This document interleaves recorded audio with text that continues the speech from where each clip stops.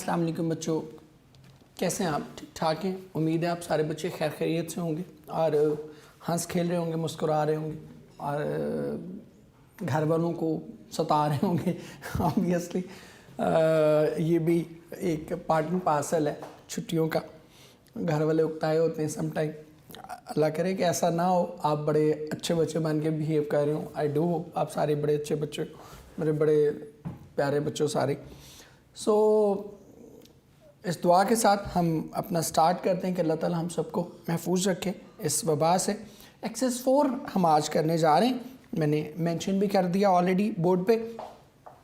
ये भी subject verb agreement ही की एक्सरसाइज है। So I went directly to my brother. अब ये बड़ा ट्रिकी सा एक चीज़ है।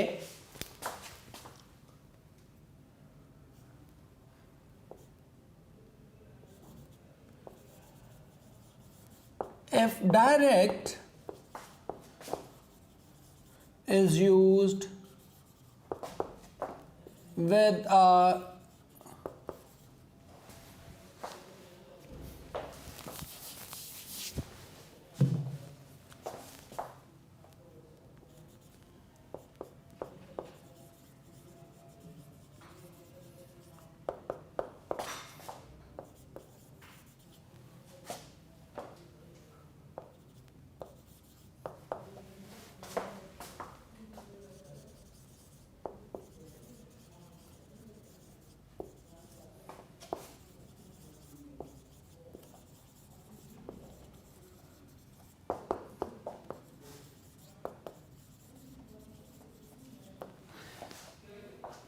अगर डायरेक्ट किसी ऐसे वर्ब के साथ इस्तेमाल, इंट्रांजिटिव वर्ब्स वो होते हैं जो किसी ऑब्जेक्ट पर मुंतकिल नहीं होते, शिफ्ट नहीं होते, उसको हम कहते हैं इंट्रांजिटिव वर्ब। जैसे मैं हम कहें कि ही हिट द बॉल। अब now the hit is transfer to ball, तो ये हिट इस वक्त क्या है? ट्रांजिटिव वर्ब है। लेकिन अगर इसी को मैं कह दूं he hits really hard, अब what does he hit? आगे कोई ऑब्जेक्ट मौजूद, मतलब ये हिट किसी पर शिफ्ट नहीं हो रहा, किसको हिट कर रहा है? You never know. तो ऐसी सूरत में ये क्या होगा? इट विल बी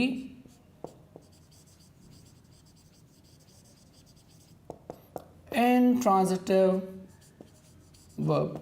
ट्रांजिट या ट्रांजिटिव का मतलब ही होता है मूवेबल, मुंतकिल होने वाला।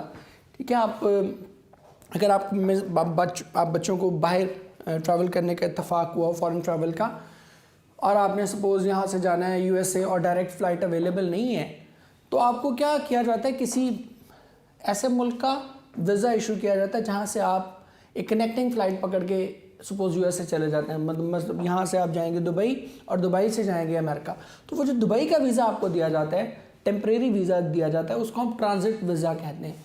उसका पर्पज़ क्या होता है कि वो सिर्फ आपको आगे शिफ्ट करने के लिए, मुंतकिल करने के लिए वो जगह इस्तेमाल होगी, वहाँ परमानेंट रेजिडेंस के लिए आप उसको इस्तेमाल वीज़ा को नहीं कर सकते। तो ट्रांजिट का मतलब ही है, तो ट्रांजिटिव का मतलब ही है मुंतकिल कर देने वाला। तो अगर किसी इंट्रांजिटिव वर्ब के साथ डायरेक्ट इस्तेमाल हुआ है तो फिर वो एडजेक्टिव के तौर पर इस्तेमाल होगा, एडवर्ब के तौर पर इस्तेमाल नहीं होगा।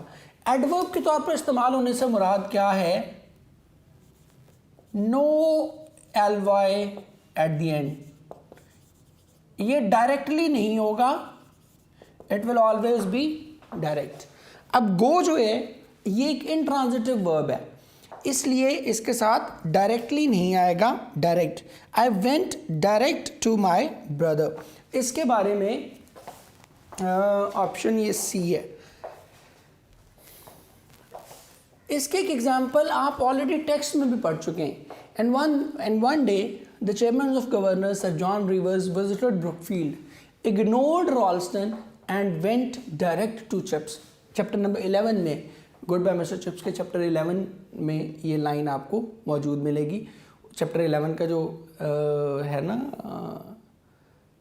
3rd पेज, उसके बिल्कुल एंड पे नीचे से तीसरी चौथी लाइन आपको ये मिल जाएगी। तो वहाँ भी चूँकि वेंट है, एक इंट्रांजिटिव वर्ब है, तो इसलिए वेंट डायरेक्ट टू चिप्स है। आई visited many worth seeing places, इसको भी आप ज़रा समझ लें।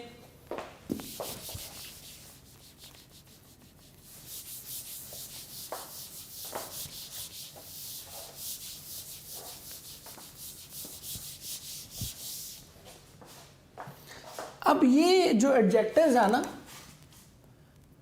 पहले तो ये देख लें कि नॉर्मल सीक्वेंस क्या होता है।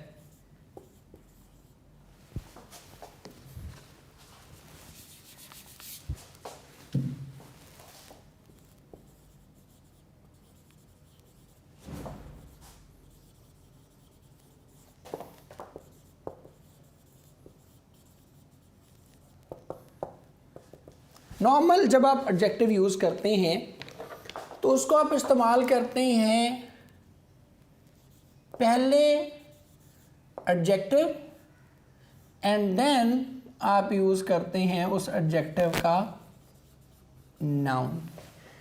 फॉर एग्ज़ाम्पल मैं कहता हूँ he is a clever boy, तो क्लेवर क्या है? एडजेक्टिव, और बॉय क्या है? नाउन। बल्कि मैं इसको डिफरेंट कलर से कर देता हूँ सो दैट के आपके लिए उसको आइडेंटिफाई करना आसान हो जाए। देखिए क्लेवर क्या है? एडजेक्टिव, और बॉय क्या है? नाउन। पहले क्लेवर आया है देन बॉय आया है, पहले एडजेक्टिव फिर नाउन। लेकिन ये कुछ स्पेशल एडजेक्टिव्स हैं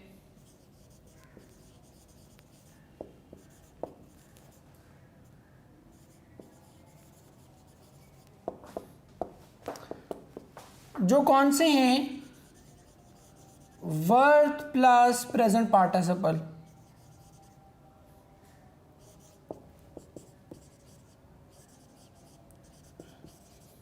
प्रेजेंट पार्टिसिपल क्या होते हैं? आईएनजी फॉर्म ऑफ वर्ब, इसको आप प्रेजेंट पार्टिसिपल कहते हैं। ये कुछ special verb plus ING form of verb, ये वर्ब प्लस प्रेजेंट पार्टिसिपल, इनमें हम क्या करते हैं? The sequence is changed. Sequence क्या होता है? उसको कंप्लीटली आप बदल देते हैं। कैसे? इसमें पहले आपका नाउन आता है और नाउन के बाद आप यूज करते हैं एडजेक्टिव। पहले नाउन और बाद में एडजेक्टिव। यहां पर पहले एडजेक्टिव और बाद में नाउन था। मसलन मैं अगर कहूं कि दिस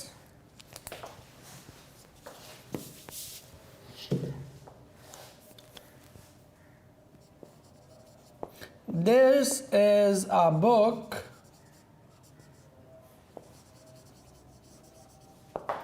worth reading। अब बुक देखें, बुक नाउन है और एडजेक्टिव वर्थ रीडिंग है। तो नाउन पहले आया है, वर्थ रीडिंग बाद में आया है। सो इसी तनाजुर में हम इसको देखते हैं जी। तो I visited many worth seeing places. I visited many places worth seeing. Places पहले आएगा, वर्थ सीइंग बाद में आएगा।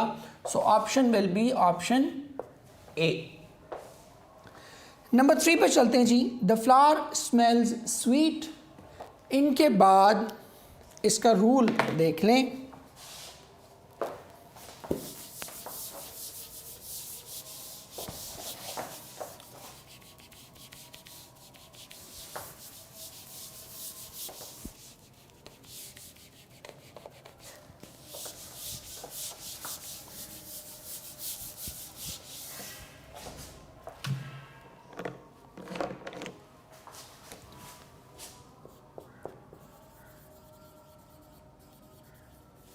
following verbs will always be followed by adjectives, not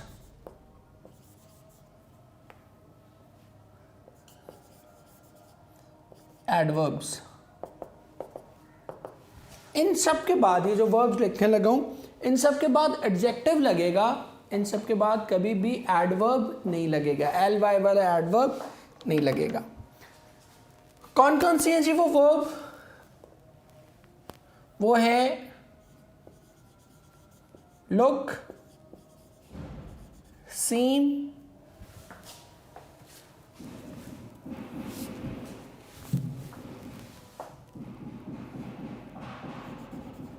look, seem,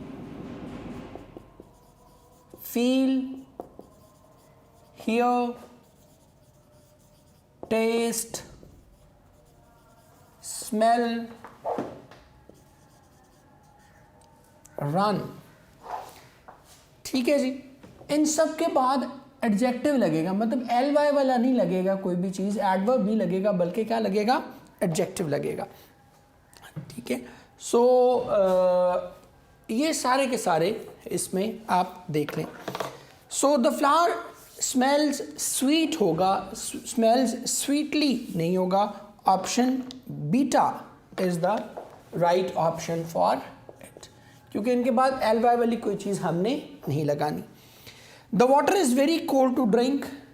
देखिए, जब कोई चीज़ ऐसी हमने करनी हो ना कि हद से ज़्यादा है, तो वेरी कोल्ड नहीं कहते, टू कोल्ड कहते हैं. ठीक है. तो यहाँ पर भी वो यही कह रहा है कि बहुत इतना ठंडा है कि पिया नहीं जा सकता. तो the water is too cold to drink. Option C will be the correct option. Number 5 पे जाएं जी. He runs very fastly. मैंने अभी आपको बता दिया कि रन के साथ एडवर्ब नहीं लगेगा, बल्कि क्या लगेगा, एडजेक्टिव लगेगा. तो ही रन्स वेरी फास्ट या he runs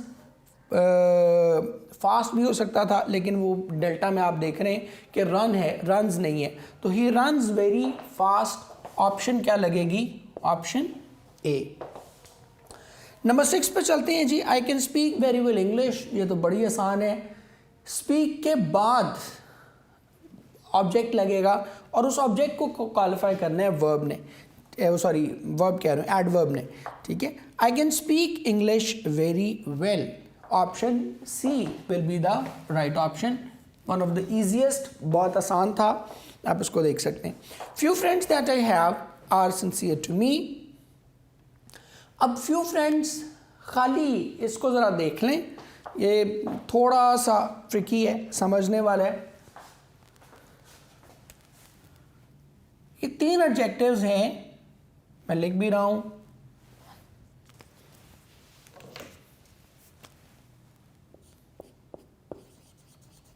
few, a few और द फ्यू. ये वाला जो फ्यू है, ये हम कहते हैं इतना कम के ना होने के बराबर.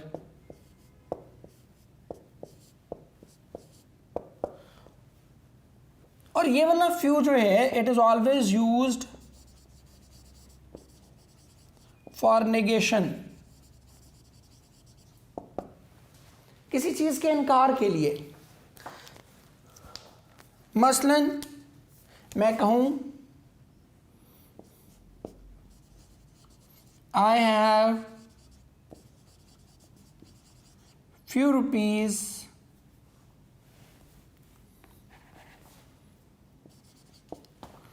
to buy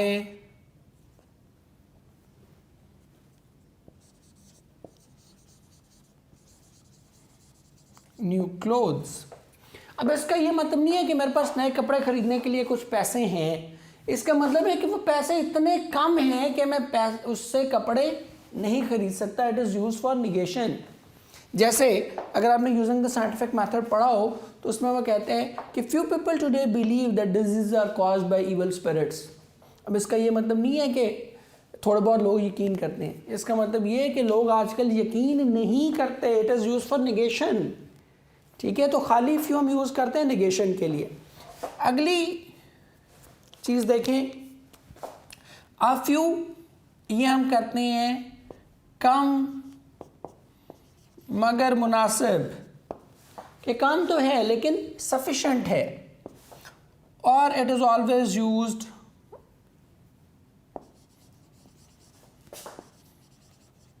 फॉर एफर्मेशन, किसी चीज़ के इकरार के लिए कि हाँ ये चीज़ मुमकिन है।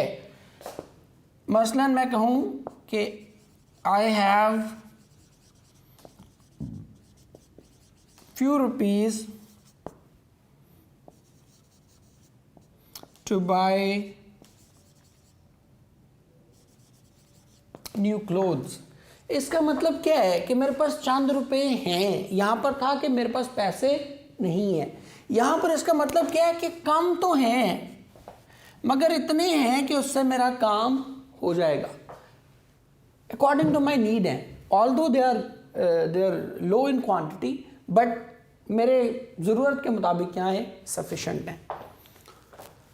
और एंड पे द फ्यू जो है ये इस्तेमाल होता है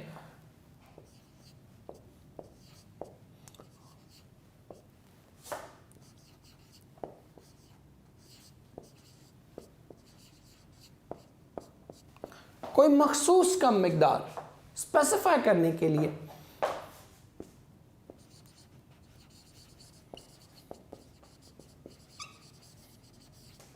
यूज टू स्पेसिफाई, मसलन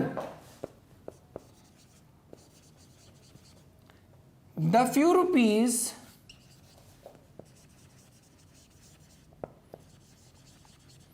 which you sent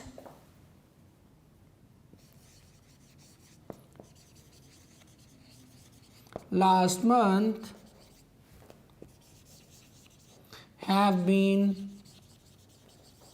consumed, कि वो चंद रुपए जो आपने पिछले महीने भेजे थे वो मैंने क्या किए, इस्तेमाल कर लिए। तो अब यहाँ पर आप उन मखसूस पैसों की बात कर रहे हैं, उन स्पेसिफिक पैसों की बात कर रहे हैं। कौन से? Which you sent last month, जो कि किसी ने आपको पिछले महीने भिजवाए थे। तो अब यहाँ भी few friends that I have, यहाँ भी वो क्या कर रहा है, जनरल बात नहीं कर रहा, स्पेसिफिक बात कर रहा है उन मखसूस दोस्तों की कि जो उसके पास मुयस्सर हैं। तो क्या आप करेंगे, the few friends that I have are sincere to me, that is option C. आगे चलते जाएं जी। इट टेस्ट बिटरली, मैंने आपको बता दिया टेस्ट के साथ एडजेक्टिव आने, एडवर्ब नहीं आने। तो taste bitter, option delta. The campaign is not going very well, ठीक है। तो the campaign is not going very well, option alpha, ये इसका बिल्कुल करेक्ट आंसर है। Option A will be the right option. और नेक्स्ट आप देखिएगा, I am much please to hear it, I am very please to hear it, ठीक है। Pleased के साथ प्लीज्ड, ग्रीव्ड, इन दोनों के साथ हम क्या लगाते हैं, हमेशा वेरी लगाते हैं, मच नहीं लगाते। ऑल्दो के पास पार्टिसिपल के साथ अदरवाइज मच आता है, ये हम रूल करेंगे लोस्ट पास्ट से जब स्टार्ट करेंगे तो। लेकिन ये एक एक्सेप्शन है, प्लीज के साथ क्या आएगा, वेरी आएगा। Option A will be the right option, much नहीं आएगा बल्कि क्या यूज़ करेंगे, वेरी यूज़ करेंगे। आगे देखते हैं जी इडियम्स और फ्रेजल वर्ब्स जल्दी से।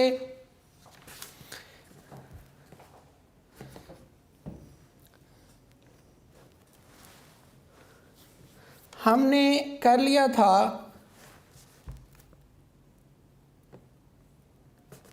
गिव वन सेल्फ एयर्स तक कर लिया था, अब जी का नंबर 5। अब वहाँ से ऑनवर्ड हम कोशिश करेंगे कि अपने आज 10 के करीब हम कर लें ताकि हम करीब करीब चले जाएं। अपनी जो 65% है। कहते गो थ्रू फायर एंड वाटर, ये हम करते हैं मुश्किल हालात का सामना करने में। और स्टोरी भी बता देता हूँ, फायर एंड वाटर, कभी पानी से गुजरना पड़ रहा है, कभी आग से गुजरना पड़ रहा है, ये दोनों ही हालात क्या हैं, मुश्किल हालात हैं। पानी से गुजर के जाना, दरिया अबूर करना भी एक मुश्किल काम है, और आग से गुजरना भी एक मुश्किल काम है। तो बहुत ही मुश्किल सिचुएशन में हम इसको इस्तेमाल करते हैं। He is prepare to go through fire and water to achieve his aim, कि वो अपनी जो मकसद है उसके हसूल के लिए मुश्किल हालात से गुजरने को तैयार है।